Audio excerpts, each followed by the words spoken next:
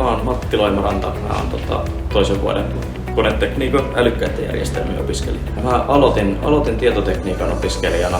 Siellä tajusin, että ehkä toi ohjelmistokehitys ihan sellaisenaan ei ole pelkästään mun juttu, vaan halusin siihen enemmän käytäntöä. Niin sitten kun valmistuin tietotekniikasta tekniikan kandidaatiksi, niin totesin, että tässä on hyvä tilaisuus vaihtaa opiskelemaan sit konetekniikkaa ja näitä älykkäitä järjestelmiä, milloin pääsee oikeasti laittaa sitä koodiosaamista myös ihan oikeaan käytäntöön ja robotteihin ja näkemään, mitä siitä tulee. Hyvä.